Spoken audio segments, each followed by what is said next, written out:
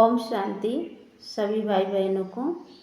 आज हम जानेंगे कि परमात्मा से बातें कैसे करें। दुनिया से हम बातें करते हैं तो किसी साधन के माध्यम से करते हैं, तो परमात्मा से कैसे बातें करें। दुनिया से बात करने के लिए फ़ोन की ज़रूरत होती है ना।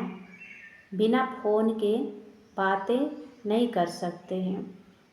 परिवारजन अलग अलग स्थानों पर रहते हैं तो फ़ोन की आवश्यकता पड़ती है।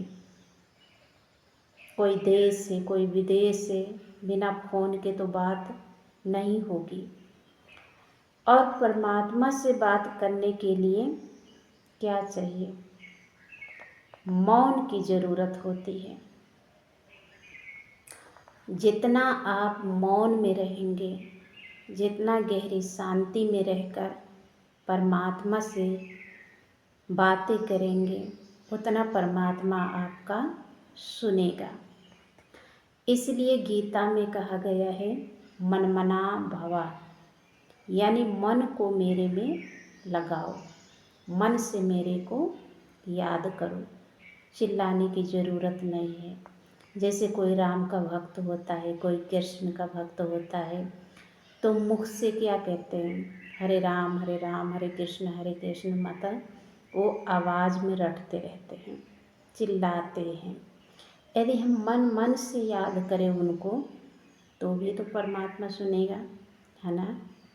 परमात्मा को इसलिए कहते हैं अंतर्यामी है। हाँ, तो आप जितना मौन में रहकर परमात्मा से बातें करेंगे, उतना वो अच्छी तरह से आपकी बातों को समझेगा और पूरा करेगा आपकी भावनाओं को। तो बात करने के लिए बिल देना पड़ता है। फ़ोन से बात करने के लिए बिल देना पड़ता है, रिचार्ज करना पड़ता है, वाईफाई कनेक्ट करना पड़ता है। तो परमात्मा से बात करने के लिए बिल की ज़रूरत नहीं है। दिल देना पड़ता है, यानी मन को लगाना पड़ता है, मन से याद करना पड़ता है, मनमना भाव हो के याद करना है।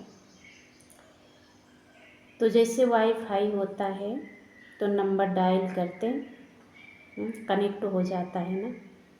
इसी तरह से जो भी हम संकल्प मन में करते हैं तो परमात्मा के पास में पहुंच जाता है, कनेक्ट हो जाता है। परमात्मा सुन लेता है मन की आवाज़ को। इसलिए कोई रिचार्ज नहीं, कोई बिल देने की ज़रूरत नहीं है।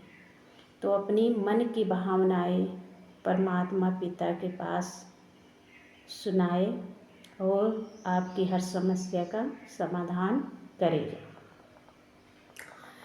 माया के चाहने वाले बिखर जाते हैं और परमात्मा को चाहने वाले निखर जाते हैं। इसका मतलब क्या है? दुनिया में तो माया धन दौलत को कितने लोग समझ लेते हैं माया, लेकिन माया धन दौलत नहीं है। माया जो आज रावण को भी कहते हैं ना, तो रावण काम क्रोध लोभ मोह अहंकार का प्रतीक है ना। तो माया रूपी रावण को जो याद करता है, उसके बस में होता है, वो बिखर जाता है, उसका जीवन बिखर जाता है। और जो राम को चाहता है, यानी परमात्मा में उसका दिल लगा रहता है, परमात्मा को याद करता है, वो निखर जाता है, साफ हो जाता है, यानी सतो प्रधान बन जाता है, पावन बन जाता है।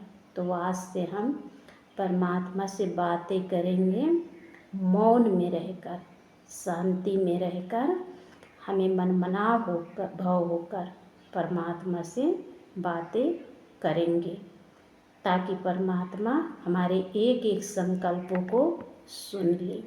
ओम शांति।